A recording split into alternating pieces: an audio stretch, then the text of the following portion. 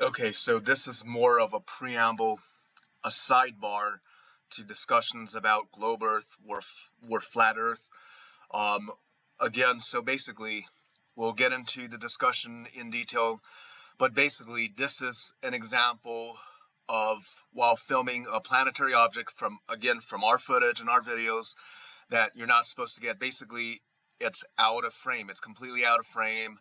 Um, Basically, we don't have all our computer stuff, but basically we'll go back or get new footage. But basically, there are live reels that show you exactly from our camera. We're standing out there, and it's completely, totally out of frame.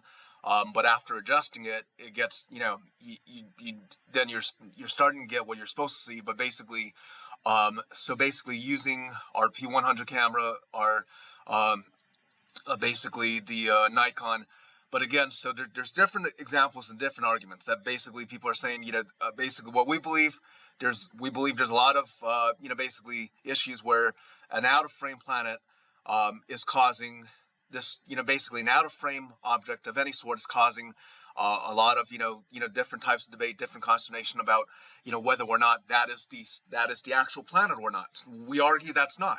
We argue this is out of frame. We argue this is out of frame. It's from our footage.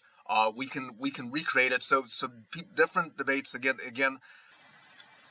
Okay, before we upload any other footage, whether wildlife, rhinoceros, whatever, our focus close to heart is this debate between the flat Earth scientific community and the adherents, people who believe the Earth is a globe, people who believe the Earth is round.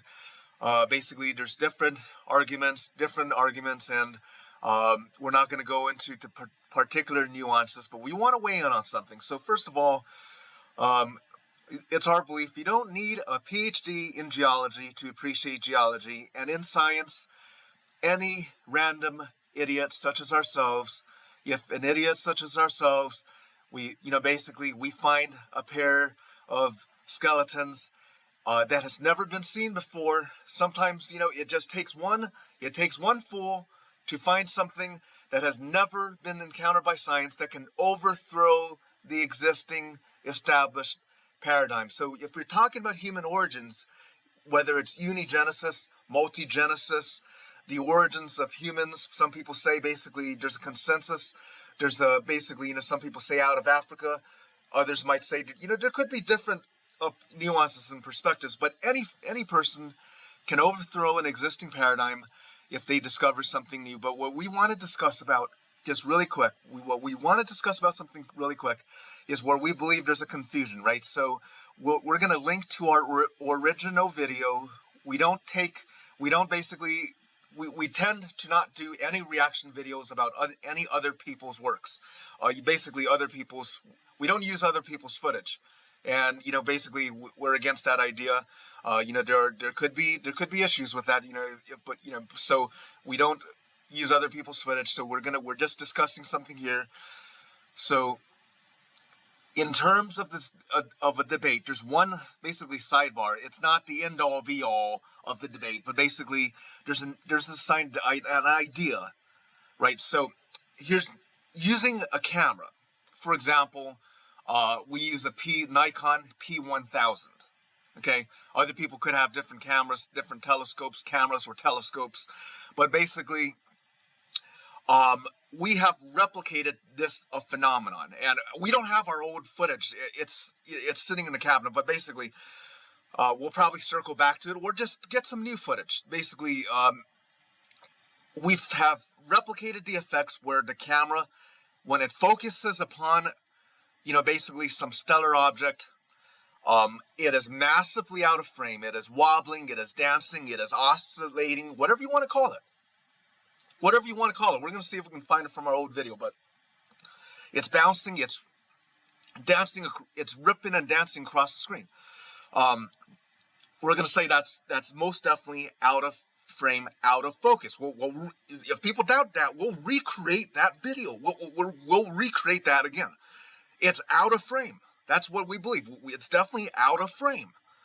Okay, so basically a little so basically, then basically we zoom in and then it's out of frame. It's just wildly out of frame, and we left a lot of out of frame stuff out, and but then after basically you adjust the camera settings, right? You adjust the settings painstakingly.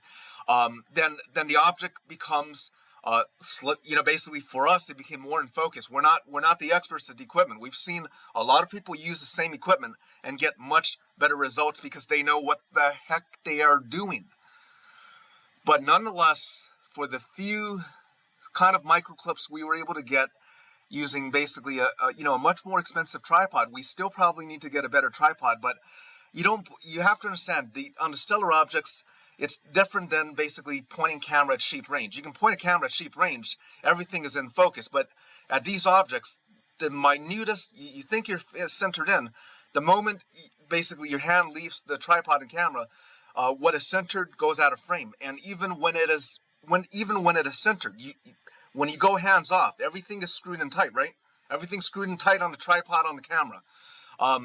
Even any type of micro vibration, whatever micro vibration is there, that thing is shaking. That thing is shaking, even when it's centered, hands free, shaking.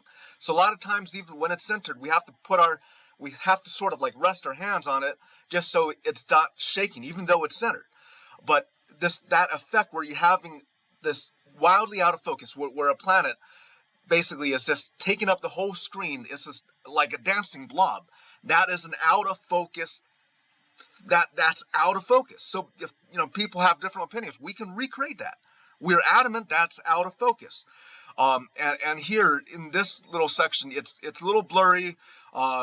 We don't remember if we had optical zoom. Oh, no. We don't recall if we had the digital zoom set in, but it's a little blurry. But basically, discussion with Jeff Claw, it does seem round.